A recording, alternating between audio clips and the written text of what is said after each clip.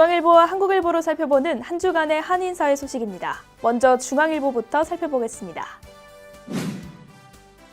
앞으로 NIPD로부터 24시간 한국어 통역 서비스를 받을 수 있을 전망입니다.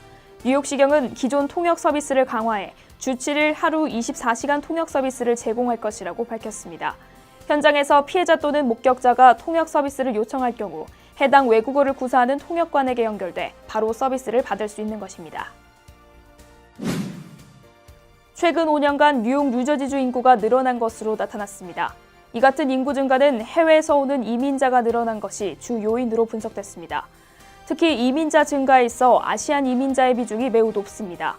뉴욕주의 경우 이민자의 30%가 아시안이었으며 뉴저지에서는 43%가 아시안으로 추산됐습니다. 뉴저지주 경찰에 따르면 지난 26일 남부 뉴저지 턴파이크 도로에서 중국계 저가 버스와 트랙터가 부딪히는 사고가 발생했습니다. 이 사고로 버스가 전복됐으며 버스에 타고 있던 승객 50명 중 34명이 부상을 입고 병원에 후송됐습니다. 생명이 위독한 중상자는 없었지만 중국계 저가 버스는 그간 사고가 끊이지 않아 안전 문제에 대한 우려가 지속되고 있습니다. 지난 26일 포틀랜드 열차 안에서 반이슬람 흉기 난동이 일어났습니다. 제러미 조셉 크리스찬이라는 백인 우월주의자가 히잡을 쓴 10대 소녀들이 열차에 타자 이들을 향해 인종 및 종교 증오 발언들을 쏟아냈습니다. 열차에 타고 있던 남성 승객 3명이 저지에 나섰지만 해당 남성은 흉기를 휘둘러 저지에 나선 남성 2명을 살해했습니다. 가해자는 백인 우월주의자로 나치와 정치적 급진주의를 추종해왔던 것으로 알려졌으며 경찰은 이번 사건을 혐오 범죄로 보고 있습니다. 다음은 한국일보를 살펴보겠습니다. 올 가을 학기부터 단계적으로 시행되는 뉴욕주 공립대학 등록금 면제 프로그램은 풀타임 학생들에게만 적용됩니다. 장애인을 제외하고 일반 파트타임 학생들은 대학 등록금을 면제받을 수 없습니다.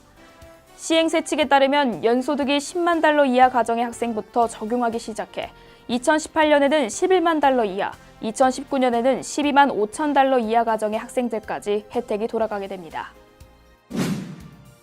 미국 내 대학에서 이공계 분야 박사학위를 취득한 외국인들에게 쿼터 제한 없이 영주권과 취업비자를 적용하는 법안이 추진됩니다.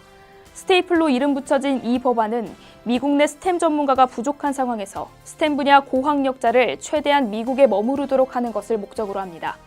이 법안이 시행되면 매년 8만 5천 개로 제한되는 H-1B 비자의 쿼터 제한에서도 면제됩니다. 연방검찰이 민승기 전 뉴욕 한인회장의 공금 유용 의혹에 대한 수사에 착수한 것으로 알려져 관심이 모아지고 있습니다. 특히 뉴욕 한인회관 99년 장기리스 건도 수사선상에 올려놓고 있는 것으로 알려졌습니다. 이 같은 움직임은 뉴욕 한인회 측이 수사를 의뢰한 지 한 달 만입니다. 현재 민 전 회장은 뉴욕 한인회의 공금 약 47만 달러를 유용했다는 의혹을 받고 있습니다. 도널드 트럼프 대통령 취임 이후 불법 이민자 단속이 강화되고 있는 가운데 시민권자까지 감금시키는 이민당국의 무분별한 단속이 도를 넘어서고 있습니다. 최근 시민권자인 50대 히스패닉 여성이 ICE의 무분별한 단속으로 하루 동안 불법 감금된 일이 있었으며 불법 이민자 단속에서 휴대폰 위치 추적 장치까지 사용하고 있는 것으로 드러났습니다. 지금까지 신문으로 살펴본 한 주간의 한인사회 소식이었습니다.